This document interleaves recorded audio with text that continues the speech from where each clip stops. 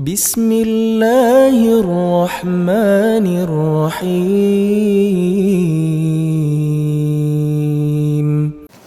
Bismillahirrahmanirrahim. Assalamualaikum warahmatullahi wabarakatuh. Alhamdulillahi ala ihsanih wa syukru lahu ala taufiqihi wa amtinanih wa asyhadu an la ilaha illallah wahdahu la syarika lahu ta'ziman li sya'nih wa asyhadu anna Muhammadan abduhu wa rasuluhu da'ila ridwanih. Allahumma salli alaihi wa ala alihi wa ashabihi wa ikhwanih. Para dokter yang dirahmati Allah Subhanahu wa taala.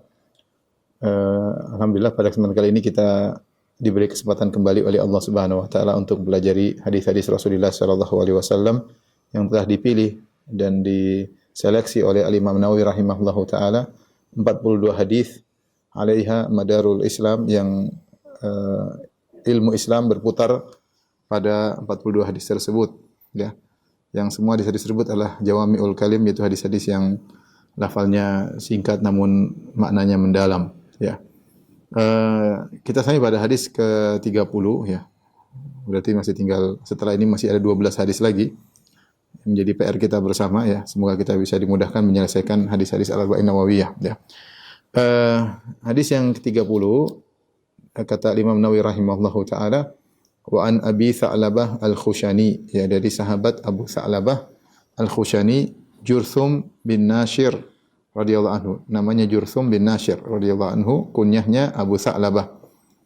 An Rasulillah sallallahu alaihi wasallam, dari Rasulullah sallallahu alaihi wasallam, bahwasanya Rasulullah sallallahu bersabda, innallaha faradha faraidha, sungguhnya Allah mewajibkan kewajiban-kewajiban, fala tudayyi'uha, maka jangan kalian sia-siakan, jangan kalian tinggalkan. Wa hadda hududan, dan Allah telah memberi batasan-batasan, fala ta'taduha, maka jangan kalian melampauinya. Wa harrama asya'a fala tantahikuha, dan Allah mengharamkan perkara-perkara, maka jangan kalian melanggarnya. Wa sakata an asya'a rahmatan lakum, dan ada perkara-perkara yang Allah tidak jelaskan hukumnya ya. Allah diamkan ya, rahmatan lakum, sebagai rahmat untuk kalian. Ghairu nisyanin, bukan karena Allah lupa, Allah tidak bahas, tapi memang Allah sengaja sebagai rahmat bagi kalian. Fala tabhathu anha, maka janganlah kalian membahasnya. Saya ulangi, dari Abu Tha'labah Al-Khushani, dia berkata, dari Rasulullah SAW bersabda, innallaha faradha faraidha fala tudayyi'uha, sungguhnya Allah Subhanahu wa taala telah mewajibkan perkara-perkara yang wajib, fardhah, maka jangan kalian sia-siakan, jangan ditinggalkan. Wa hadda hududan, dan Allah telah memberikan batasan-batasan, fala ta'taduha, jangan kalian lewati. Wa harrama asya'a fala tantahikuha, dan Allah mengharamkan beberapa perkara, jangan kalian langgar. Wa sakata an asya'a, dan Allah mendiamkan perkara-perkara, rahmatan lakum ghairu nisyan, sebagai rahmat bagi kalian, bukan karena lupa. Fala tabhathu anha, maka janganlah kalian bahas ya. Sebelumnya kata Imam Nawawi rahimahullah taala, haditsun hasanun rawahu ad-Daruqutni wa ghairuhu. Hadis ini adalah hadis yang hasan. Hadis yang hasan, maksudnya setelah kita bahas membaca penjelasan para ulama, ternyata hadis hasan di sini lebih condong kepada hadis hasan li ghairihi ya. Sini sekedar singkat saja ya. Hadis ini sebenarnya ada bermasalah ya. Jadi hadis ini dari sahabat Abu Tha'labah ya, Al-Khushani. Sebelumnya dia dari perawinya dari Nabi sallallahu alaihi wasallam.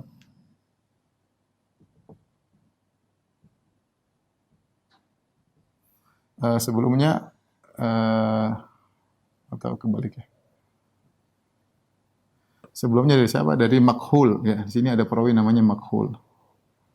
Seorang tabi'in ya, Makhul. Para ulama mengatakan hadis ini ditinjau dari sisi sanad, hadisnya dhaif ya. Kenapa? Makhul lam yasma. Dia semasa dengan Abu Tha'labah. Makhul ini tabi'in. Dia semasa dengan Abu Tha'labah Al-Khushani, tetapi dia tidak mendengar hadis dari Abu Tha'labah. Sebagaimana dijelaskan oleh para ahli hadis dari Abu Tha'labah. Jadi bisa jadi sezaman tapi tidak pernah ketemu, atau pernah ketemu tapi tidak pernah belajar, tidak pernah dengar hadis. Sehingga periwayatan dia dari Abu Tha'labah hadisnya terputus. Ketika dia tidak mendengar dari Abu Sa'labah, berarti kesimpulannya hadisnya, sanad hadisnya terputus. Kalau dalam bahasa ini namanya munqati, ya, fihi inqita'. Munqati, ya, terputus. Lagi pula makhul ini dia adalah mudallis. Mudallis, dan dia meriwayatkan dengan lafal an dari Abi Sa'labah an. Mudallis ni apa ya? Mudallis ni dia terkadang dia meriwayatkan dari orang lain. Misalnya dia si A, ya. Misalnya A meriwayatkan dari B, dari C. Harusnya begini. Si A ini orangnya thiqah, terpercaya. Thiqah. Dia dengar dari B. Dengar dari B. Kemudian B dari C. Tetapi rupanya perawi B ini bermasalah. Gurunya bermasalah. Misalnya dhaif. Maka kalau dia bilang saya dengar hadis dari B, B dari C, maka hadisnya ditolak. Terus bagaimana caranya? Kalau dia bilang saya mendengar dari B, B dari C. Supaya hadisnya bisa diterima, dia langsung bilang dari C. An C. Ya, dari C. Dari C, ya. Rupanya si A ini sezaman dengan B dan si C. Si A sezaman dan berguru kepada B dan C. Sehingga kalau orang bilang, A bilang saya dengar dari C, ya, dia langsung bilang, sini perhatikan ya. Dia langsung loncat ke sini. Kata A, langsung dia bilang an C, langsung an C. Ya.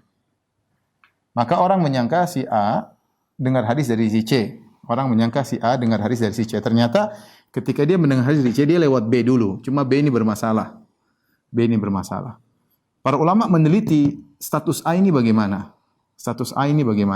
Nah, kalau dia suka seperti itu, dia menjatuhkan, ya. Ternyata dia tidak mendengar dari si C, maka disyaratkan kalau riwayatnya mau diterima, dia harus menggunakan lafal haddatsani. Si C telah menyampaikan kepadaku. Tidak cukup dengan lafal an dari. Karena lafal an dari ini masih ada kemungkinan, ya. Dari ini masih tanda tanya. Dari langsung atau dari lewat perantara. Makanya kalau si A diteliti ternyata dia dihukum sebagai mudallis, yaitu dia ada seperti kanan kiri dikit, tidak lurus-lurus ketika menyampaikan hadis, maka sanadnya baru bisa diterima periwayatannya kalau dia mengatakan haddatsani, telah menyampaikan kepadaku. Tapi kalau dia bilang an dari, maka ditolak. Karena meskipun dia terpercaya, dia suka melompati perawi yang lain. Ini namanya, secara sederhana namanya mudallis. Jadi ada perawi yang sanadnya diterima jika dia mengatakan haddatsani, telah menyampaikan kepadaku, atau akhbaroni. Kalau dia bilang an dari, tidak diterima. Nah, kalau bilang dari, belum tentu langsung dari orangnya. Bisa jadi muter dua orang baru ke orang tersebut. Ya, ada perantara yang dia jatuhkan. Nah, perantara yang dijatuhkan ini kita nggak tahu thiqah atau dhaif. Makanya kita tidak terima periwayatannya kecuali kalau dia mengatakan haddatsani, telah, atau sami itu aku mendengar langsung dari guruku, atau guruku menyampaikan langsung kepadaku. Maka lafal periwayatan itu punya pengaruh. An, sami itu, akhbaroni, hadats. Ini sekilas tentang ilmu hadis, ya, ilmu hadis. Contoh seperti Ibnu Ishaq, ya. Ibnu Ishaq seorang sahibus sirah, yang punya sirah Ibnu Ishaq. Dia perawinya disebut saduq idza sarraha bi tahdits. Dia mudallis. Makanya kalau dalam periwayatnya dia mengatakan an tentang riwayat-riwayat sirah tidak diterima. Tapi kalau dia bilang sami'tu atau haddatsani, aku mendengar langsung, atau guruku langsung menyampaikan kepadaku, baru diterima. Karena kalau dia bilang an, bisa jadi ada yang perawi yang dia jatuhkan. Yang kita tidak tahu yang dijatuhkan itu bermasalah atau tidak. Ya. Maka perawi yang mudallis tidak terima. Intinya saya ingin menyampaikan bahwasanya hadis ini bermasalah karena makhul tidak mendengar dari Abu Sa'labah. Kemudian dia juga menggunakan an, ya. Kemudian masalah yang berikutnya, apakah perkataan tersebut adalah perkataan Nabi atau perkataan Abu Sa'labah? Ad-Darqutni mengatakan perkataan Abu Sa'labah. rahimahullah, tapi intinya kesimpulan daripada ini semua ya. Kesimpulannya sanadnya dhaif. Baik, timbul pertanyaan, sanadnya dhaif. Kenapa An-Nawawi rahimahullah taala menghasankan? An-Nawawi berkata hadisun hasan, hadis yang hasan. Hasan itu ada dua hadis hasan. Kata Nawawi, Imam Nawawi mengatakan hadisnya hasan.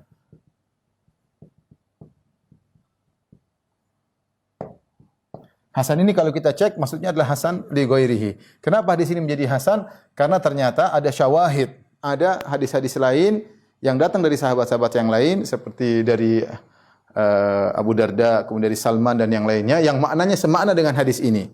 Sehingga hadis ini kedhaifannya tidak terlalu parah ditambah dengan rawi-rawi hadis-hadis dari sahabat-sahabat yang saling menguatkan, maka tadinya dhaif naik menjadi hasan, hasan li ghairihi, hasan karena didukung riwayat-riwayat yang lain ya.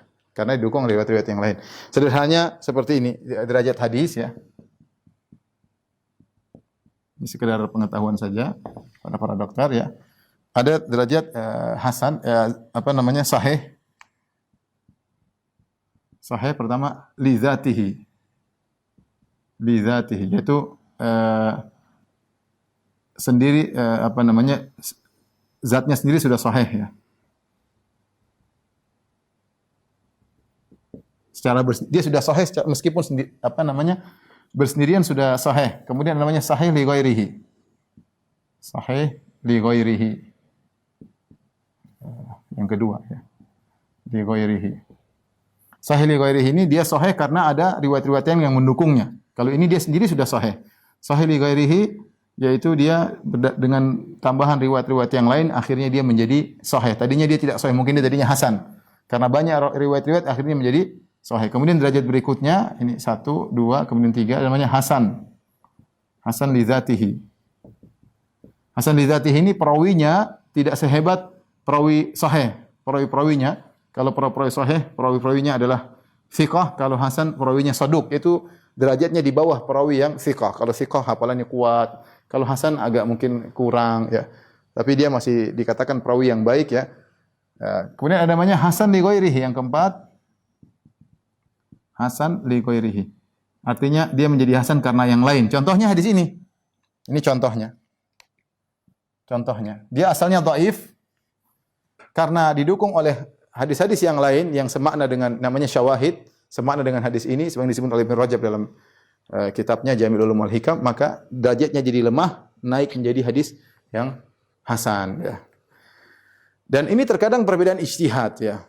Contoh, saya contohkan hadis-hadis yang tadinya dhaif kemudian diangkat menjadi hasan. Contoh seperti apa? Hadis seperti hadis tentang salat tasbih. Hadis salat tasbih riwayatnya banyak. Tapi dhaif semuanya. Dhaif semuanya. Nah, dhaif yang banyak ini, apakah kalau digabungkan bisa terangkat menjadi hasan? Di sini khilaf di kalangan para ulama. Sebagian ulama menganggap hadis tentang salat tasbih dengan tata caranya yang menghitung tasbih sekian-sekian, ketika rukuk, ketika sujud, ketika berdiri. Sebagian ulama mengatakan hadisnya meskipun dhaif semuanya, tapi karena banyak periwayatannya, banyak jalur, berarti menunjukkan saling menguatkan. Meskipun perawinya lemah, 10 perawinya lemah semua, tapi ketika semua meriwayatkan dengan makna yang sama, maka saling menguatkan, lemah tambah lemah menjadi agak kuat, maka naik menjadi derajat hadis yang hasan, dan itulah pendapat Syekh Albani rahimahullahu taala menghasankan hadis tentang salat tasbih. Sementara sebagian ulama mengatakan tidak, ini hadis tidak bisa naik derajatnya menjadi hasan karena dhaifnya parah-parah semua. Sehingga ada yang mengatakan hadisnya hadis palsu, dan ini khilaf. Ibnu Jauzi masukkan dalam hadis palsu dalam kitab Maudhu'at. Salat tasbih hadisnya palsu karena kedhaifannya tidak bisa terangkat, tidak bisa didongkrak menjadi hasan. Di ghairihi enggak bisa. Contoh lagi seperti hadis tentang salat syuruk ya. Tentang seorang yang duduk di masjid, kemudian dia berzikir sampai kemudian waktu syuruk, kemudian dia salat 2 rakaat, maka pahalanya seperti pahala haji atau pahala umrah. Ini juga hadisnya bermasalah semuanya. Datang dalam beberapa riwayat dari, kalau tidak salah, dari Anas, dari Aisyah, dari Ibnu Umar, atau dari Abu Umamah, beberapa sahabat, saya agak lupa, tapi intinya hadis itu datang dari beberapa sahabat, semuanya bermasalah. Semuanya bermasalah. Nah, apakah ada 4 riwayat atau 5 riwayat ini bisa saling menguatkan sehingga naik menjadi derajat hadis yang hasan? sehingga bisa kita kita yakini tentang hadis tersebut, maka terjadi perbedaan ijtihad di kalangan para ulama. Kebanyakan ulama mengatakan bisa naik derajatnya seperti Syekh bin Baz, Syekh Utsaimin, Syekh Albani. Mereka mengatakan dhaifnya tidak terlalu parah sehingga bisa saling menguatkan dan naik derajatnya. Sebenarnya mengatakan tidak. Ini dhaifnya parah-parah. Ya, dhaif jiddan, sangat dhaif. Nah, kalau sudah sampai derajat sangat dhaif tidak bisa naik pangkat. Sehingga tetap dihukumi dhaif. Sehingga mereka mengatakan salat isyraq tidak disyariatkan. Dan ini contoh maksud saya perbedaan masalah hadis apakah bisa naik derajatnya dari hadis yang dhaif menjadi hadis hasan di ghairihi. Ini ada beberapa permasalahan ya, yang dibahas oleh para ulama ya. Atau tolong dihapus. Tapi intinya ini mukaddimah sedikit tentang ada wawasan tentang ilmu hadis ya. Intinya bahwasanya para ulama ahli hadis mereka sangat teliti sampai bagaimana periwayatan. Makanya kalau kita baca buku hadis ada ada haddatsani, ada haddatsana, ada akhbaroni, ada akhbarona, ada amba'ani, ada amba'ana ya. Qala li banyak sigoh-sigoh metode penyampaian hadis itu macam-macam dan semuanya ada maknanya. Tidak sama satu dengan yang lainnya, tidak sama satu dengan yang lainnya ya. Kemudian status perawi juga diteliti apakah dia siqah, kalau siqah dia mudalis atau bukan, kalau derajat tadlisnya bertingkat-tingkat, itu semua dibahas oleh para ulama sehingga dikatakan bahwasanya tidak ada dalam agama yang perhatian terhadap sanad kecuali Islam. Sehingga ketika kita bicara hadis bisa dipertanggungjawabkan. Kenapa? Karena perawi-perawinya ada biografinya. Ada biografi. Tapi kalau kita bicara sekarang misalnya contoh misalnya konon katanya Sunan Kalijaga bertapa di pinggir sungai, tidak sholat sampai lumutan, kemudian jadi wali. Siapa yang bisa benarkan cerita tersebut? Nah, saya nonton di film, tapi di film mana sanadnya? Ya. Kita tanya sanadnya mana? Kalau katanya, kita nggak bisa benarkan. Kita nggak bisa benarkan. Harus ada sanadnya. Kalau dia sebutkan sanadnya dari Paijo, dari Paimen, dari Juminten, dari siapa? Ini biografinya ada nggak? Biografinya ada nggak? Ketemu nggak? Terputus nggak? Tukang bohong nggak? Dan itu hanya ada pada hadis Nabi SAW, ada dalam Islam. Makanya yang jadi bermasalah misalnya dikatakan kepada tentang kitab-kitab suci terdahulu bahwasanya sanad yang sampai kepada Nabi Musa tentang Taurat enggak ada. Sanad yang sampai kepada Nabi Isa tentang Injil enggak ada sanadnya. Islam hadis ada sanadnya, apalagi Al-Qur'an mutawatir. Tidak diragukan akan kebenaran yang meriwayatkan sangat banyak. Ya. Jadi kata Ibnu Mubarak al-isnadu minad din, ya. Isnad bagian daripada agama. Laulal isnad laqala man syaa ma syaa. Kalau bukan karena isnad orang boleh ngomong seenaknya. Oh, Nabi bilang begini, Abu Bakar bilang gini, gitu, sanadnya mana? Kita pengen cek. Perawinya mana? Samulana rijalakum, sebutkan nama-nama perawinya. Itulah kegiatan para ahli hadis ya. Dan itu ilmu yang berat, ya, ilmu yang berat. Tidak semua orang pakar tentang ilmu ini, dibutuh ketelitian dan berulang-ulang untuk pelajari ilmu tersebut. Intinya ikhwan dan akhwat yang rahmatillah subhanahu wa taala, saya sampaikan bahwasanya hadis ini secara zatnya dia dhaif, tetapi Imam Nawawi rahimahullahu taala kemudian mengatakan derajatnya naik menjadi derajat hasan karena datang dalam beberapa riwayat dengan syawahid dari hadis-hadis dari sahabat-sahabat yang lain yang maknanya sama dengan hadis ini. Contohnya dalam hadis Abu Darda, Nabi SAW bersabda, "Ma ahallallahu fi kitabihi fahuwa halal."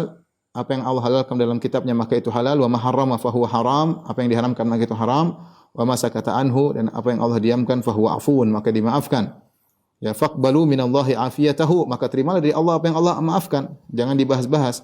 Fa innallaha lam yakun liyansa syai'an. Allah tidak lupa, tapi memang sengaja Allah tidak bahas, berarti dimaafkan. Kemudian Nabi membacakan firman Allah, "Ma kana rabbuka nasiya." Tidaklah Rabbmu lupa. Baik, kita sekarang bahas tentang karena hadisnya hadis yang hasan, ditunjang dengan riwayat-riwayat yang lain, kita bahas tentang konten daripada hadis ini ya.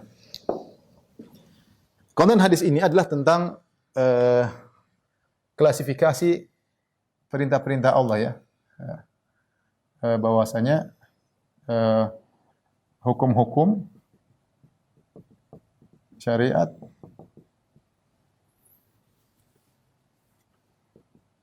bisa diklasifikasikan ya, dibagi menjadi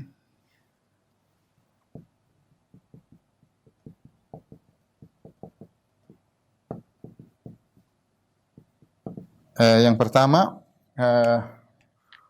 adalah al-faraid. Karena Nabi sallallahu alaihi wasallam mengatakan innallaha farada faraid, yaitu kewajiban-kewajiban. Kemudian yang kedua adalah al-hudud. Wa hadda hududan. Al-hudud yaitu batasan-batasan. Apa maksudnya dengan kita bahas insyaallah di sini. Kemudian yang ketiga al-muharramat. Yang diharamkan. Perkara-perkara yang diharamkan. Yang diharamkan. Kemudian yang keempat al-maskut anhu. Yang didiamkan. Didiamkan Allah. Kata Nabi sallallahu alaihi wasallam, "Innallaha farada faraid." Allah mewajibkan kewajiban-kewajiban, fala tudayyi'uha, maka jangan dilalaikan. Wa haddal hududa, dan Allah memberikan batasan, fala ta'taduha, jangan kalian lewati. Kemudian wa harrama asya'a, dan Allah mengharamkan perkara, fala tantahikuha, jangan kalian langgar. Wa sakata an asya'a, dan Allah diamkan beberapa perkara, rahmatan lakum ghairu nisyan, Allah sayang bukan karena lupa, tapi sebagai rahmat bagi kalian, ya. Fala tabahatsu anha, maka jangan dibahas-bahas, jangan dibahas-bahas. Al-faraid, kewajiban-kewajiban, maka seorang yang mengerti akan ini, dia akan selamat dalam kehidupannya. Karena ada kewajiban dia kerjakan, kalau ada batasan dia tidak langgar, kalau ada keharaman tidak dia kerjakan, kalau yang didiamkan dia boleh kerjakan. Dia boleh kerjakan. Dengan demikian, dia akan selamat dalam kehidupan ini, ya. Dari sini al-faraid, kewajiban-kewajiban, ma'ruf yang kita tahu seperti apa, contoh ya. Salat 5 waktu, ya rukun Islam contohnya. Ya, salat 5 waktu.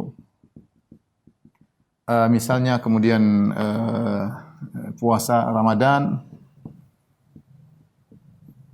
zakat bagi yang zakat, kemudian haji bagi yang mampu.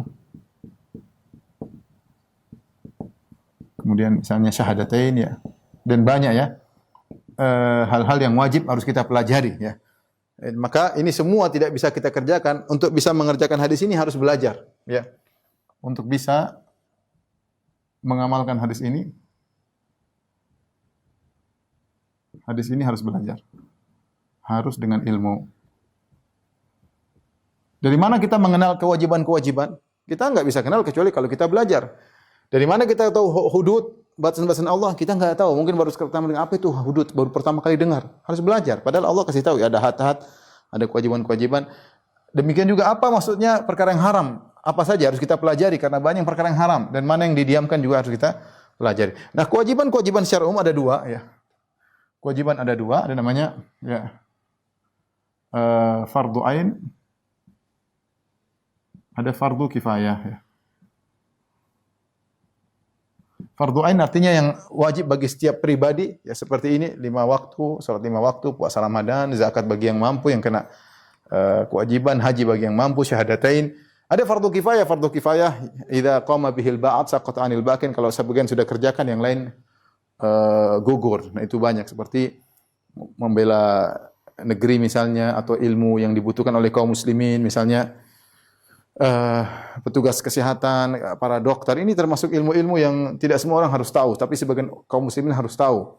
Dalam rangka untuk menjaga kelangsungan hidup, harus ada yang ahli dalam bidang kedokteran, harus ada yang ahli dalam bidang perminyakan. Ini meskipun dia perkara dunia, tapi dia fardu kifayah, harus ada yang tahu dari kaum muslimin. Ya, kalau sudah mencukupi, maka yang lain tidak wajib. Seperti jadi ustaz, tidak semua orang jadi ustaz. Ya, sebagian saya jadi ustaz, makanya Allah mengatakan fas'alu ahla dzikri, tanyalah kepada ahli ilmu. Berarti ada yang bertanya, ada yang ditanya, tidak semuanya jadi tempat bertanya. Ya, sehingga kalau sudah mencukupi, maka tidak wajib bagi seluruhnya. Yang paling fokus adalah bagaimana fardu ain yang wajib bagi kita pribadi. Secara umum fardu ain apa? Fardu ain itu adalah semua yang mau kita kerjakan kita harus tahu ilmunya. Yang mau kita kerjakan kita harus tahu ilmunya. Contohnya fardu ain, misalnya seorang mau menikah, ya dia harus tahu fikih nikah. Seorang ingin menceraikan istrinya, dia harus tahu fikih cerai. Seorang wanita minta khulu, dia harus tahu fikih khulu. Ya, dia harus ngerti. Karena dia ingin mengerjakan, itu fardu ain bagi dia karena dia akan mengerjakannya. Seorang ingin haji, dia harus tahu fikih haji. Seorang ingin umrah, dia harus fikih umrah. Seorang menjadi qadhi, dia harus tahu bagaimana fikih berkaitan dengan qadhi. Seorang jadi imam, dia harus tahu hukum-hukum sebagai imam. bagaimana kalau lupa, bagaimana kalau begini, dia harus ngerti. Ya, itu fardu ain bagi dia. Seorang jadi dokter, dia harus tahu bagaimana menghadapi pasien, apa yang boleh, apa yang tidak boleh. Dia harus belajar. Karena berkaitan dengan pekerjaannya, ya. Ini hukumnya fardu ain, tapi pribadi-pribadi sesuai dengan kebutuhan yang akan dia hadapi. Ya, kita berusaha mengerti hal tersebut. Mana yang fardu-fardu, yang wajib-wajib untuk bisa kita kerjakan. Kata Nabi, fala tudayyi'uha. Jangan disia-siakan. Ya, karena pahala fardu beda dengan pahala sunnah. Kalau pahala fardu lebih besar disukai oleh Allah daripada sekedar yang sunnah. Sebagian orang perhatian yang sunnah, yang fardunya kurang perhatian. Ini salah ya. Harusnya fardu lebih utama ya. Wa ma taqarraba 'abdi bi syai'in ahabbu ilayya mimma aftaratuhu alayya. Kata Allah dalam hadis qudsi dalam Sahih Bukhari, tidaklah hambaku mendekatkan dirinya kepadaku dengan suatu perkara yang lebih ku cintai daripada perkara fardu. Perkara fardu lebih Allah cintai. Salat 2 rakaat sebelum subuh pahalanya besar. Rakaatul fajri khairun minad dunya wa ma fiha. 2 rakaat sebelum subuh pahalanya lebih baik dari dunia dan seisinya, apalagi salat subuhnya. Apalagi salat subuhnya. Membantu anak yatim sunnah. Menafkahi anak istri fardu itu lebih besar pahalanya, ya. Seperti itu. Zakat, sedekah pahalanya ada, tapi bayar zakat pahalanya lebih besar. Orang kadang-kadang sedekah dia perhatian, zakat tidak diperhatikan. Ini salah ya. Kadang-kadang sama tetangga, sama anak yatim perhatian, sama anak istri kurang diperhatikan. Ini salah dalam prioritas. Yang fardu lebih dicintai oleh Allah daripada yang sunnah. Jadi seorang fokus memperhatikan fardu-fardu agar dia selamat. Mana fardu kifayah, mana fardu ain. Baik, al-hudud ada beberapa makna, ya. Sekitar 3 makna disebut oleh para ulama, 3 makna hudud atau al-hudud jamak dari had ya. Ada maknanya adalah aturan. Ada maknanya adalah larangan-larangan. Ada maknanya adalah hukuman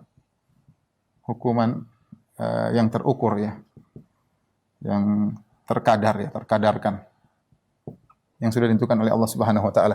Aturan-aturan, contoh, artinya seorang ketika tahu itu aturan Allah jangan dia langgar. Contoh Allah berbicara tentang hudud, di antaranya Allah sebutkan misalnya aturan talak, at-talak, cerai. Ada juga Allah sebut aturan waris misalnya, aturan warisan. Ini seorang harus tidak boleh melanggar aturan tersebut. Seperti talak, Allah sebutkan dalam surat At-Talaq ayat pertama, ya ayuhan nabi idza talaqtumun nisaa fatalliquhunna liiddatihinna wa ahsul iddah wattaqullaha rabbakum la tukhrijuhunna min buyutihinna wa la yakhrujna illa ayatina bi fahishatin mubayyinah wa tilka hududullah wa man yata'adda hududallahi faqad dzalama nafsah.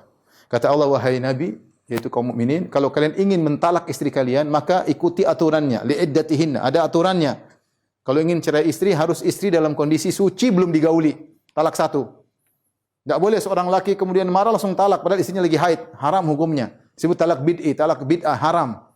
Atau sudah dia gauli istrinya kemudian dijatuhkan talak, juga hukumnya haram. Mau talak istri yang sunnah, lagi emosi nih, istri tungguin dulu, dan kita yakin ini sudah istikharah, pokoknya saya ingin ceraikan istri saya. Ada aturannya, tidak sembarang.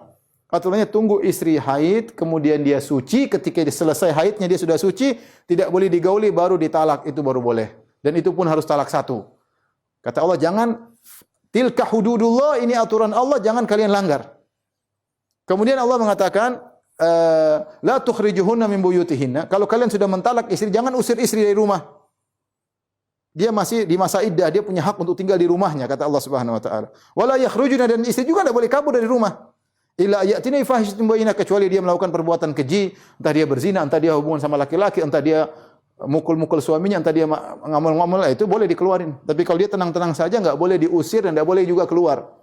Kata Allah setelah itu, tilka hududullah, ini aturan-aturan Allah. Batasan Allah. Fala wa may yata'adda hududallah, siapa yang melanggarnya faqad dzalama nafsah. Sungguh dia telah mendolimi dirinya. Nah, ini aturan ini sudah banyak yang melanggar. Coba mana orang cerai di kaum muslimin. Ada yang ikut aturan aja nggak ngerti gimana mau cerai. Nggak tahu kalau cerai itu harus suci, tidak digauli baru boleh jatuhkan cerai talak 1. Mana orang nggak ngerti orang. Punya emosi kamu cerai, istri lagi haid. Baru digauli kamu cerai, digauli tadi pagi, sore sudah dicerai. Langsung talak 3, bukan talak 3, saya talak 1000 ya. Gimana? Bahkan belum dicerai sudah dicerai suruh pulang ke rumah istrinya, enggak apa-apa, disuruh diusir. Allah mengatakan la tukhrijuhunna min buyut, jangan keluarkan mereka dari rumah mereka. Intinya pelanggaran banyak. Melanggar aturan Allah Subhanahu wa taala. Ya. Contoh lagi, perceraian juga. Allah mengatakan at-talaqu marratan fa imsakun bima'rufin aw tasrihum bi ihsan. Wala la yahillu lakum an ta'khudhu mimma ataitumuhunna syai'an. Kata Allah, cerai itu 2 kali. Cerai pertama, cerai kedua, cerai ketiga. Kalau cerai ketiga sudah tidak bisa balik kecuali istri nikah dengan laki-laki lain, digauli, dicerai baru kawin lagi. 2 kali. Kata Allah, fa imsakun bima'rufin aw tasrihum bi ihsan. Kalau kamu sudah cerai istrimu, kemudian kamu balik lagi, kamu harus pegang dengan baik. Kembali dengan baik. Bukan kamu kembali, kamu hina lagi, kamu dampak lagi, kamu KDRT, enggak. Fa imsakun bima'ruf. Caranya kalau kamu kembali cara yang baik. Aw tasrihum bi ihsan. Kalau cerai yang baik-baik. Bukan pukul kepalanya baru cerai, enggak, ngomong baik-baik. Kita harus cerai sepertinya. Ngobrol baik-baik. Cerai baik-baik. Kalau kamu pertahankan istri, pertahankan baik-baik. Kalau cerai baik-baik. Dan kata Allah juga, tidak halal bagi kalian mengambil uang yang sudah kalian berikan kepada istri. Sudah dikasih hadiah, dikasih ini, diambil kembali. Tidak boleh. Setelah itu Allah sebutkan di akhir, tilka hududullah. Fala ta'taduha. Wa may yata'adda hududallahi fa ulaika humudz zalimun. Inilah batasan-batasan Allah. Jangan dilanggar. Siapa yang melanggar maka dia telah berbuat zalim. Orang melanggar, cerai kacau, bertengkar, banting-bantingan, lempar-lemparan, cerai. Lempar itu cerai baik-baik enggak? Nabi ketika mau cerai istrinya dia bilang apa? Kemarin tinggal pilih, mau hidup sama saya susah? Kalau enggak, umatikunna, saya kasih kamu pemberian, kemudian usarrihkunna sarahan jamila. Saya ceraikan kalian dengan cara baik-baik. Ini tidak dijalankan oleh kaum muslimin. Ketika aturan Allah tidak dijalani, lihat apa yang terjadi. Perceraian mengakibatkan fatal. Anak-anak kacau, tidak ada yang perhatian, dendam membara antara bekas suami bekas istri, tidak putus satu nikah untuk menyingkirkan suaminya nikah lagi untuk menyingkirkan istrinya, anak-anak jadi korban, pertengkaran melulu. Kenapa? Karena semua melanggar aturan. Yang nikah tidak punya ilmu, yang cerai juga tidak punya ilmu. Ini contoh bahwasanya kita ini banyak melanggar. Kita ini banyak melanggar aturan-aturan Allah Subhanahu wa taala. Ya harus belajar. Kalau bagaimana mau tahu kalau tidak belajar. Ini problem besar di komunitas kaum muslimin, mencerai tidak pakai aturan. Kalau kita lihat misalnya kita baca sejarah sahabat. Sahabat cerai biasa, tidak ada ribut-ribut, tidak cerita dendam-dendam, istri dendam sama bekas suami bekas sama dendam istri, enggak ada. Dan mereka pakai aturan. Dan banyak orang cerai tidak ada jalan keluar.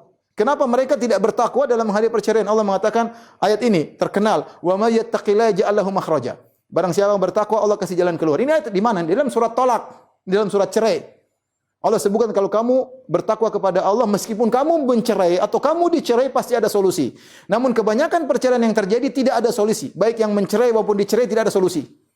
Kenapa? Tidak menghadapinya dengan takwa. Batasan Allah dilanggar semuanya. Kata Allah, kata Nabi, wahadda hududan fala ta'taduha. Allah bikin batasan, jangan dilanggar. Contoh al-hudud maknanya adalah larangan, seperti ketika Allah berbicara tentang aturan puasa. Kata Allah Subhanahu wa taala, uhilla lakum lailatas siyami rafathu ila nisaikum hunna libasul lakum antum libasul lahun.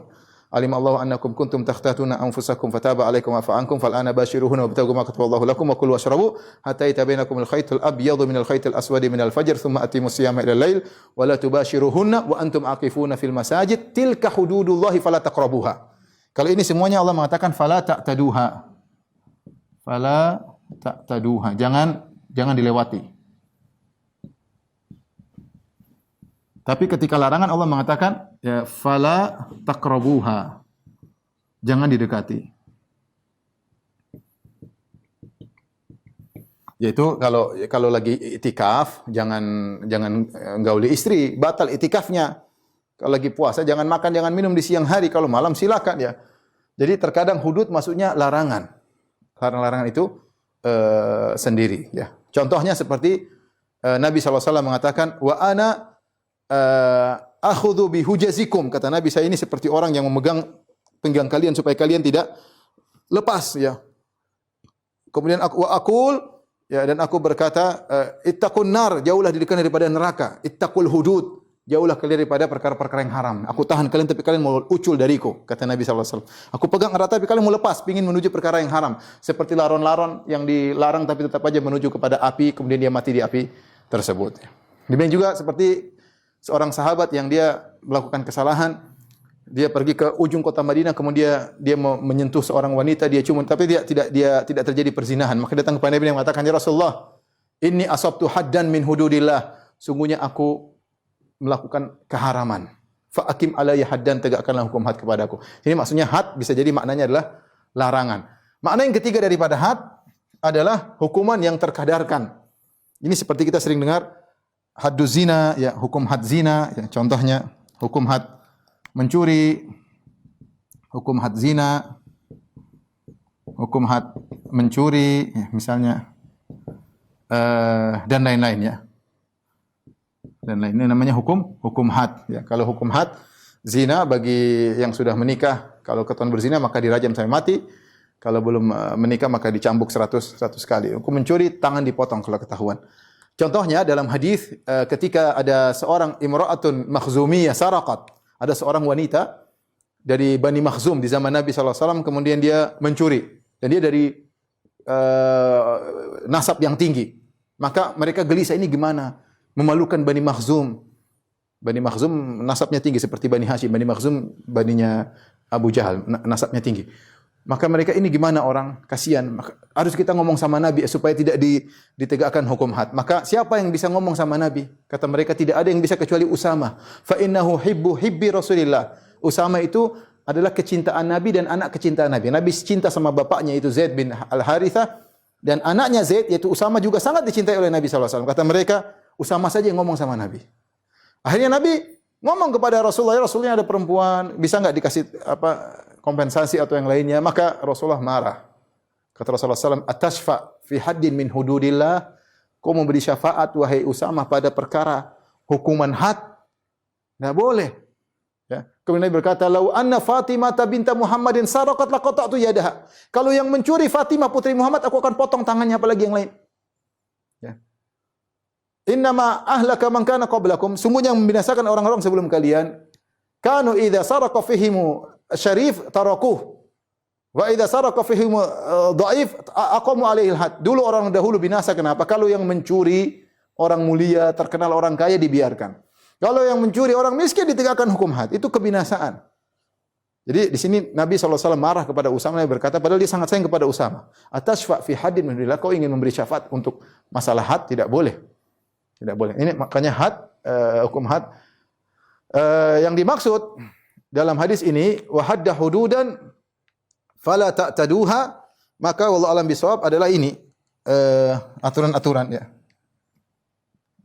Ini yang dirojikan oleh Ibnu Rajab Al-Hambali. Maksudnya had di sini maknanya aturan. Seperti juga, mohon maaf juga selain talak saya lupa tentang warisan, ya. Dalam surat An-Nisa Allah sebut tentang warisan. Allah mengatakan, walakum nisfu ma taraka azwajukum illam yakul lahunna walad wa in kana lahunna waladun falakum rubu' dan seterusnya. Kalau istri kalian meninggal dan dia punya anak, maka kalian dapat seperempat. Tetapi kalau istri kalian meninggal dia tidak punya anak, kalian dapat setengah dari harta istri kalian dan seterusnya sampai Allah mengatakan tilka hududullah. Di akhir ayat Allah mengatakan inilah batasan-batasan Allah. Ya. Wa may yuti'illaha wa rasulahu yudkhilhu jannah khalidan fiha dzalik wa dzalika wal fawzul azim. Barang siapa yang taat kepada aturan-aturan Allah dalam masalah warisan, ya, maka bagi dia surga dan dia kekal dalamnya, dan ini adalah kemenangan yang besar. Wa may yata'adda hududallah.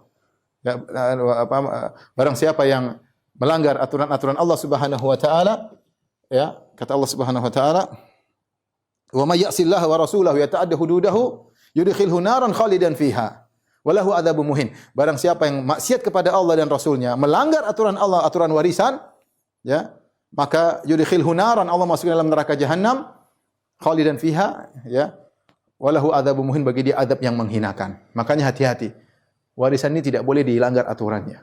Allah sudah kasih aturan-aturannya, ini dapat sekian, dapat sekian, dapat sekian, sekian, kemudian ada orang tidak setuju. Saya enggak setuju. Saya enggak mau ikut urusan aturan Islam. Saya orang Islam tapi enggak mau. Saya mau ikut aturan yang lain, misalnya hukum yang lain. Enggak boleh. Haram. Neraka, melanggar. Banyak orang tidak peduli. Ini sekarang contohnya, harta gona gini, enggak ada harta gona gini. Ya. Ada laki-laki miskin nikah sama perempuan kaya, setelah nikah kemudian cerai, dia minta harta istrinya. Ada yang ngeluh, istri suami saya enggak kerja, harta saya diambil, harta guna gini ya. Sebaliknya demikian, ada wanita nikah sama suami dia enggak punya kerjaan, ketika cerai diambil harta guna gini dari suami. Enggak boleh, harta suami, harta istri. Enggak ridha, ya, enggak mau, ya. Enggak mau. Enggak mau pakai aturan Islam. Ini contoh tapi bukan warisan. Kalau warisan sebagian orang tidak mau, laki-laki sama perempuan satu-satu, enggak boleh satu-dua. Banyak, satu-dua, mau satu-satu enggak mau, harus satu-dua, ribut. Ada bapaknya punya istri kedua, enggak usah dapat, ya. Bapak meninggal, istri pertama yang ngambil semua. Istri kedua enggak dapat, kasihan. Padahal meninggal bersama istri kedua. Istri dua yang dulu ngurus bapaknya. Istri kedua tidak dikasih. Ya Allah, zalim, anak-anaknya tidak dikasih. Batlah anak dari bapaknya juga, saudara-saudaranya sendiri bertengkar. Neraka jahanam. Ya. Wa may ya'sillaha wa rasulahu wa yata'adda hududahu yudkhilhu naran. Siapa yang bermaksiat kepada Allah Rasulnya, melanggar aturan warisan, yudkhilhu naran, Allah masukkan dalam neraka. Walahu adzabun muhin, bagi dia adab yang menghinakan. Baik.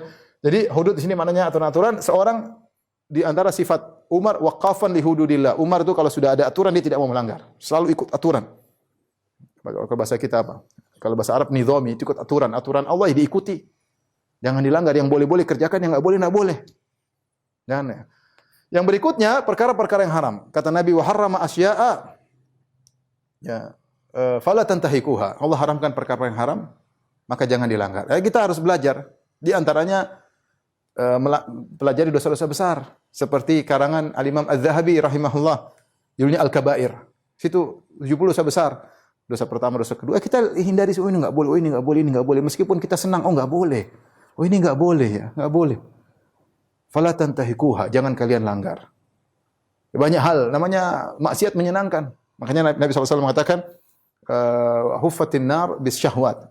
Neraka diliputi dengan perkara yang syahwat. Kalau mau masuk neraka pasti lewat yang syahwat-syahwat, enak-enak. Cemplung neraka. Wa hufatil jannatu bil makarih. Surga diliputi perkara yang tidak disukai. Kalau mau masuk surga memang perkara yang disukai lewati. Ya, tapi kita berusaha mengenal. Hukumnya tidak boleh. Musik hukumnya haram. Oh, ijma ulama haram. Puluhan ulama mengatakan ijma musik haram. Ulama Syafi'i semua mengatakan musiknya haram. Dalilnya ada, Al-Qur'annya ada, hadisnya ada. Ada yang bilang enggak apa-apa. Sudah cek. Ternyata Ibnu Hazm misalnya, Ibnu Hazm mendhaifkan hadis padahal hadisnya disahihkan oleh Imam Al-Bukhari. Mana lebih jago hadis? Imam Bukhari. Para ulama ahli hadis juga mensahihkan hadis ini. Ijma ulama. Tapi dia ikut hawa nafsu misalnya, ya. Nah, kalau dia benar-benar mujtahid, ahli ilmu ya boleh-boleh saja. Tapi kalau dia sudah tahu ini benar dia tinggalkan. Nah, ini repot. Allah Maha tahu isi hati manusia. Seorang waspada ya. Banyak hal yang kita sukai ternyata haram, banyak. Tinggalkan pelan-pelan. Kalau nggak mampu langsung pelan-pelan. Tapi ada progres menuju pada meninggalkan maksiat-maksiat tersebut. Apalagi baru ngaji mungkin, ternyata kesana nggak boleh, kanan kiri kena, bukan kanan kiri oke, kanan kiri apa kena, maju depan kena. Ini nggak boleh, itu nggak boleh. Tapi insya Allah bisa dijalankan. Ya. Tidaklah Allah haramkan perkara-perkara kecuali demi kemaslahatan kita, demi kebahagiaan kita di dunia sebelum di akhirat. Kemudian al-maskutu anhu, yang didiamkan. Kalau didiamkan oleh Allah nggak usah dibahas. Terus bagaimana hukumnya? Hukumnya ya boleh. Hukumnya boleh. Syekh Utsaimin rahimahullah ketika dia membahas tentang ini, dia contohkan misalnya masalah rambut di badan. Hukum rambut di badan. Hukum rambut atau bulu di tubuh. Ada 3 model. Yang pertama, yang diperintahkan dipanjangkan, tidak dicukur ya, tidak boleh dicukur. Kemudian yang kedua, yang diperintahkan dicukur, sebaliknya. Yang ketiga, yang didiamkan.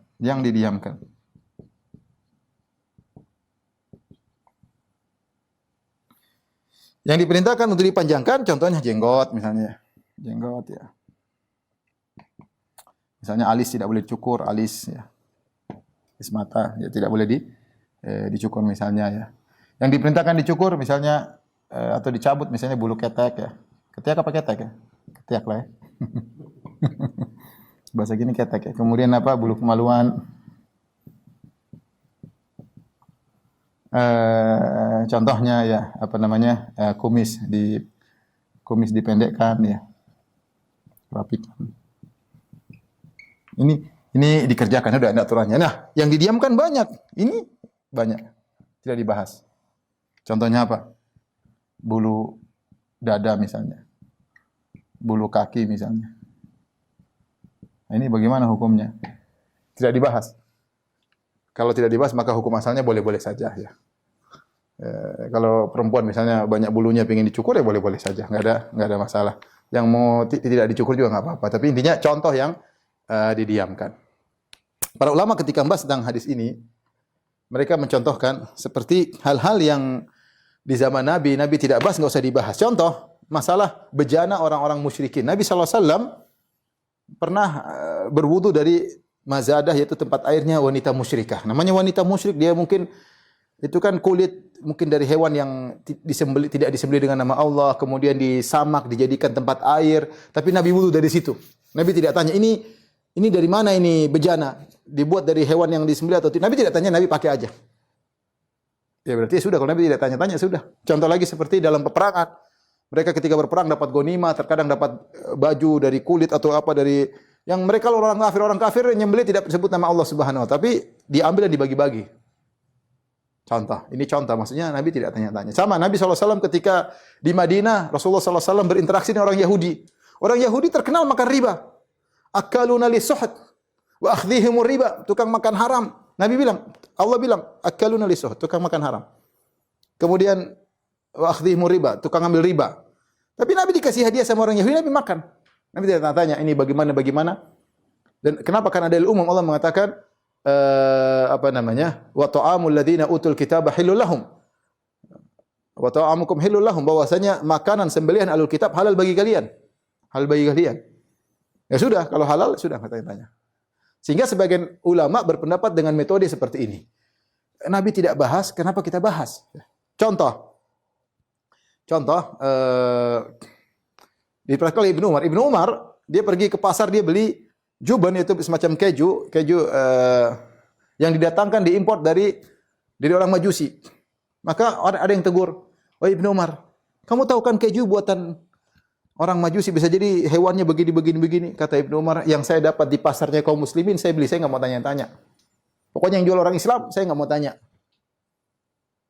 Pokoknya itu yang jual orang Islam, ya sudah. Kenapa kita mesti tanya-tanya? Beli aja, ambil saja ya." Seperti itu. Ini metode sebagian ulama seperti itu. Sebagian ulama ini Rasulullah tidak tanya-tanya, kita ngapain tanya-tanya ya. Sama seperti fatwa sebagian ulama, kalau kita tinggal di negara non muslim ya. Kemudian Yahudi atau Nasrani, sembilan mereka kan halal. Ya udah, kalau mereka jual, mereka panggang, kita enggak usah tanya gimana cara kamu nyembelihnya, gimana. Kecuali kita tahu orang ini ternyata enggak nyembelih, ternyata caranya misalnya ya. Kalau kita enggak tahu ya sudah. Enggak usah tanya-tanya. Karena kalau kita cek mungkin bisa jadi haram. Tapi Allah maafkan. Sehingga antum enggak usah tanya-tanya. Itu di madzhab sebagian ulama, mereka bersikap seperti itu karena para sahabat juga sebagiannya demikian. Wallahu alam bisawab. Ini berkaitan dengan hukum-hukum syariat ya, harus kita perhatikan dalam kehidupan ini. Kalau kita enggak dapat yang faraid, kita dapat hudud atau yang muharramat atau yang didiamkan, maka ada aturan-aturan yang harus kita jalankan ya. Banyak hal yang didiamkan, tapi kita bisa tahu hukumnya dengan kias atau dengan mafhum, dengan nas ya. Contoh seperti beras ada zakatnya atau tidak, atau bisa jadi zakat fitrah atau tidak. Ini butuh ulama untuk tahu ini kias atau ini bisa dikiaskan ya. Meskipun didiamkan oleh Allah, tapi hukumnya bisa ketahuan. Kenapa? Karena ilahnya sama. Kalau seperti ini tidak jadi masalah ya. Tapi kalau benar-benar tidak didiamkan, tidak dibahas ya, kita enggak usah bahas ya. Wallahu alam bisawab. Demikian saja para rekan hati Allah Subhanahu wa taala. Kalau ada yang bertanya saya persilakan. Terima kasih Ustaz atas kajiannya pada hari ini. Memang kita sebagai muslim penting ya untuk mengetahui bahwa Iya. Kayak misalnya kalau kita misalnya lagi di luar negeri ya Ustaz. Kadang-kadang kayak misalnya kita di Thailand aja ya Ustaz ya. Kita makan itu jadi serba susah Ustaz. Kadang-kadang kita pengen lihat jajanan, pengen nyoba takut. Nah, kalau Thailand kan bukan ahlul kitab. Tapi kalau bukan ahlul kitab. Tapi kalau di beda ya. Oke. Ini ada beberapa pertanyaan. Ada Dr. Helmiah itu yang present, bisa diatur dulu untuk Dr. Helmiah bicara. Silakan Dr. Helmiah. Di unmute dulu. Oke, silakan dok. Baik, terima kasih. Assalamualaikum warahmatullahi wabarakatuh. Waalaikumsalam Terima kasih warahmatullahi untuk hostnya dan Ustadz Firanda. Saya tertarik tadi ada hal yang mengenai aturan-aturan yang diwajibkan dan yang dilarang oleh Allah Subhanahu Wa Taala. Sebenarnya ini pertanyaan sudah lama sekali yang saya tanyakan. Mohon maaf Ustadz, ketika saya kuliah S2, saya mendapatkan beasiswa itu dari seorang pendeta. Ini keterkaitan dengan yang tadi Bu Dawang ya, karena ini ada larangan. Nah, saat saya mengajukan beasiswa itu dan ke satu yayasan itu, saya tidak tahu kalau ternyata yayasan itu adalah Kristen dan pendeta gitu. Jadi ketika sudah mulai ACC dan tanda-tanda segala macam, baru saya tahu. Nah, singkat cerita saya tetap melanjutkan kuliah tersebut gitu ya dengan beasiswa dari beliau gitu. Otomatis ada keterikatan, ada hal-hal yang harus saya ikuti aturan-aturan yang di yayasan tersebut. Mohon maaf Ustadz, mungkin saya juga pernah mengikuti kegiatan-kegiatan yang berurusan dengan Ritual.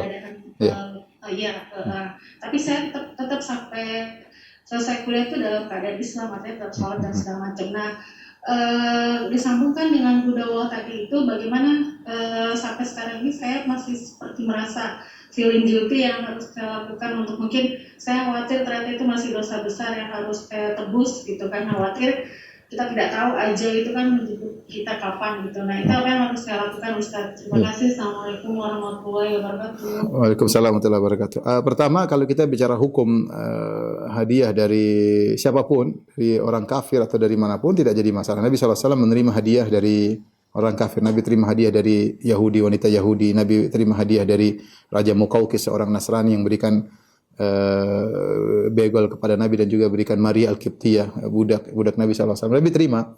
Dan kebiasaan Nabi dapat hadiah, Nabi terima. Siapapun yang memberikan, ini menunjukkan akhlak Nabi yang mulia ya. Jadi hukum asalnya tidak jadi masalah siapapun memberikan ya, dan tidak perlu cari tahu dari mana ininya. Yang jadi masalahnya ketika ada keterikatan harus sebagai tanda terima kasih, misalnya ikut-ikut ritual, misalnya mungkin dulu Bu Dokter tidak tahu atau mungkin tahu tapi dulu mungkin belum begitu kuat. Jadi yang sudah berlalu ya tinggal kita bertobat kepada Allah Subhanahu wa taala. Lain kali kalau diajak kita tolak secara halus ya, kita tetap namanya orang berbuat baik, kita harus ingat kebaikannya. Tetapi ada batasannya. Tidak boleh kita membalas kebaikan mereka dengan melakukan ritual ibadah mereka. Insya Allah mereka paham kalau lagi Dokter Hussein berjilbab, kemudian kemudian ngerti. Tetap aja kita baik sama mereka, senyum sama mereka, sama manusia, ya, tunjukkan akhlak yang mulia. Yang telah lalu kita bertobat kepada Allah Subhanahu wa taala, wa ta'imu minadz-dzam kaman la dzamba lahu. Seorang yang bertobat dari apa yang pernah dia lakukan seperti tidak ada dosanya.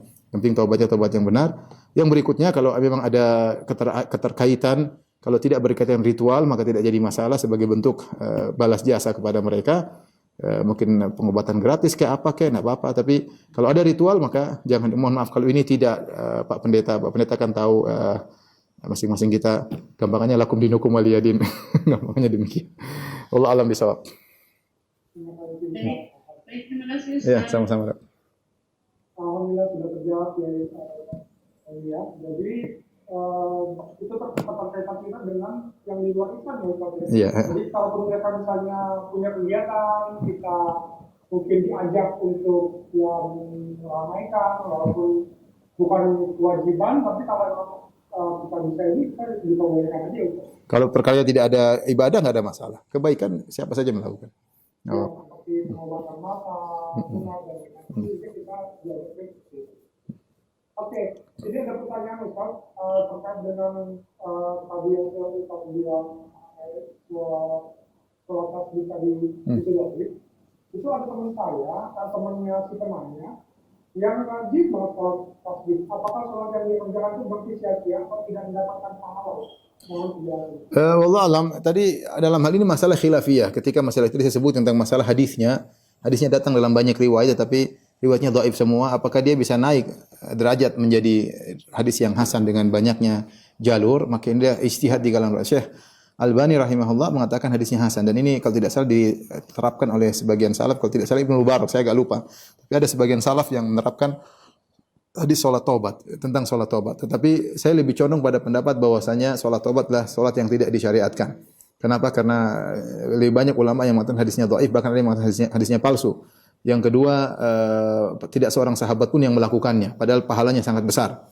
Tapi kalau itu besar tentu pahala sahabat akan, tapi sahabat tidak seorang pun diriwayatkan melakukannya. Yang ketiga, aturan salat itu di luar daripada kebiasaan. Kenapa? Karena harus hitungan.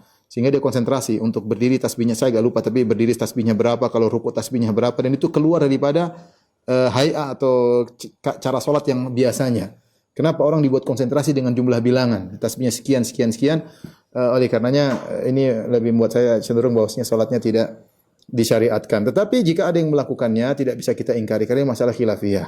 Ya bisa diskusi aja tapi tidak perlu kita mencela atau merendahkan, enggak ya. Ini murni masalah khilafiyah. Cuma bilang menurut saya tidak disyariatkan, wallahu a'lam bishawab. Jadi Jangan disalahkan, enggak, ini masalah khilafiyah. Ya. Ada pertanyaan lagi Ustaz mengenai masalah waris ya Ustaz ya. Assalamualaikum warahmatullahi wabarakatuh. Bolehkah suami menolak warisnya dan memberikan semua kepada saudari perempuannya? Ulang. Bolehkah Dok? Bolehkah suami? Bolehkah suami menolak hak waris dan memberikan semuanya kepada saudari perempuannya Ustaz? Oh, dia hadiahkan kepada saudari perempuannya? Iya betul. Padahal suami tersebut juga memiliki banyak anak dan kehidupannya juga masih kekurangan. Apakah hal ini melanggar? Itu ngomong. Dia tidak melanggar. Cuma saya boleh misalnya dapat warisan, saya terima dulu atau saya hadiahkan. Saya punya misalnya saya dapat jatah misalnya 500 juta dari warisan orang tua misalnya. Terus saya kasih adik saya, udah, kamu aja ambil semua. Saya enggak butuh. Enggak apa-apa, itu kan hadiah. Tapi yang dilihat kita punya kebutuhan enggak? Masalahnya di situ. Jangan sampai kita memberikan hadiah kepada orang sementara kebutuhan kita banyak ya. Mereka terkatung-katung susah kehidupannya, tentu ini tidak tepat ya. Tidak tepat. Itu pun kalau kita kasih hadiah dengan kelapangan hati, bukan terpaksa, bukan diancam-ancam sama adik-adik yang lain, enggak. Ya, jadi kalau hukumnya boleh enggak boleh. Saya punya uang mau apa saya kasih orang terserah saya. Yang penting jangan sampai saya tidak menafkahi anak istri, itu masalahnya ya. Tapi seandainya kalau tanya apakah boleh dia kasih? Ya boleh saja. Tapi kalau dia melarikan anak istri ya itu yang enggak boleh. Ya, harusnya dia bisa atur ya bagaimana yang harus dia lakukan. Allah alam bishawab. Ada satu penanya lagi, tapi jangan dua tema. Afwan, saya ingin bertanya tentang hal dua tema. Saya sedang bingung dengan pandemi saat ini. Mana yang lebih utamakan, mengikuti aturan pemerintah atau menemui orang tua yang otomatis jadinya tidak mengikuti aturan pemerintah, kan kita disuruh di rumah aja terus kita. Menemui orang tua kenapa? Menemui orang tua? Kalau dia menemui orang tua kan dia tidak mematuhi dia silaturahmi. Iya, Ya. Itu karena apalagi sekarang lagi PPKM darurat begini. Ya. Menurut saya, kalau memang saya tidak tahu aturannya secara detail, kalau disuruh tidak boleh keluar rumah sama sekali, hendaknya kita, menurut saya harus taat ya. Toh 2 minggu, kecuali ada kondisi darurat, orang tua dalam kondisi tertentu itu di luar ya. Tapi kalau normal-normal saja, kita bisa silaturahmi dengan telepon, bisa dengan video call. Kecuali orang tua punya kondisi khusus, itu lain lagi. Lagi sakit, lagi apa ya, tentu pemerintah juga tidak mungkin melarang secara mutlak begitu ya. Tapi kalau kondisi normal-normal saja, ya kita semua sedih, tapi ya kita sebaiknya menjalankan peraturan pemerintah. Saya terus terang detailnya saya tidak tahu, tapi kalau memang peraturannya begitu tidak boleh keluar sama sekali, maka hendaknya dikerjakan. Apalagi misalnya tenaga kesehatan yang kemudian berinteraksi dengan orang-orang COVID, itu sangat rawan ya, sangat rawan. Tapi intinya tidaklah pemerintah membuat peraturan kecuali karena kebaikan kita semua sadar ini demi kebaikan ya. Dan pemerintah juga rugi maksudnya banyak hal yang harus banyak yang merasa rugi lah, pemerintah juga rugi, banyak pekerja yang rugi, banyak hal, tapi ya harus dijalankan, kalau tidak mudaratnya lebih besar. Itu secara kasat mata seperti itu ya. Jadi ya saya rasa ini peraturan yang harus didukung ya, dan kita bersabar ya. Berapa hari ya? Dua minggu lebih ya. Ya hampir 2 minggu lebih, insyaallah mudah-mudahan cepat. Sampai tanggal 20 ya. Tanggalannya nggak bisa dimajuin, nggak bisa ya. Tapi tadi kalau ternyata kondisi orang tua ada kondisi khusus, ada kemaslahatan khusus, saya rasa tidak seketat-ketat itu juga ya. Tapi kalau semua berpikiran semua melanggar, kita melanggar ya akhirnya percuma dong lockdown itu ya. Tapi kalau ada namanya peraturan pasti ada suatu pengecualian. Misalnya tadi orang tua lagi sakit, ada peraturan, ada pengecualian tertentu, maka insyaallah tidak jadi masalah. Wallahu a'lam bishawab. Mungkin pertanyaan terakhir, Dok. Pilih yang yang anu. Yang mudah aja. Ini pertanyaan terakhir Ustaz. Assalamualaikum Ustaz. Apa Waalaikumsalam. hukumnya mencukur jenggot karena bekerja di perusahaan farmasi yang harus steril Ustaz? Karena ada yang menganggap jenggot ini bisa mungkin kuman masuk. Sehingga kan aku tahu kaget ya, kalau kerja di ini makanan kan pakai hairnet gitu ya, pakai pelindung rambut. Nah, kadang-kadang di beberapa perusahaan farmasi itu mereka melarang untuk penggunaan jenggot itu. Iya. Saya tidak tahu sejauh mana bahwasanya jenggot itu benar-benar menimbulkan penyakit. Kalau dia masuk ruangan tersebut, maka contoh seperti saya pernah ditanya, misalnya saya ditanya orang-orang yang kerja di gas, ya, mereka masuk di bawah tanah, kalau ada jenggot masih ada rongga dan itu bisa racun. Nah, itu lain lagi kalau itu mungkin ya kondisi tertentu, sementara harus dijalankan dan yang lainnya ya darurat ya. Tapi kalau farmasi saya nggak tahu sejauh mana bahayanya ya. Masalahnya di Saudi juga banyak orang yang farmasi jenggotan, makanya santai-santai aja, saya juga nggak tahu ya. Tapi ya masuk Di Saudi ada farmasi kan Ustaz? nggak ada ya. Pasti ada farmasi kan? Iya pasti ada, iya makanya saya nggak tahu apa mungkin ini maksudnya di lab atau di apa, saya nggak paham. Tapi kalau memang itu darurat benar-benar kalau pakai jenggot bisa mati ya mungkin lain cerita. Tapi kalau hanya sekedar takut dibilang radikal atau apa ya itu lain cerita ya, kita bertahan ya, kita bertahan. Jangan cepat tunduk. Kita diskusi, nggak apa-apa kok. Insya Allah saya pakai rapi. Insya Allah saya kasih selotip di sini supaya misalnya nggak itu misalnya diaturlah bagaimana caranya. Tapi demikian saja para dokter yang Allah Subhanahu wa taala, kajian kita mudah-mudahan bermanfaat dan mengurangi dosa-dosa kita dan menambah amalan kebajikan kita di akhirat kelak. Wabillahi taufiq wal hidayah. Assalamualaikum warahmatullahi wabarakatuh. Subhanaka Allahumma wa bihamdik Ashhadu an la ilaha illa ant astaghfiruka wa atubu ilaik.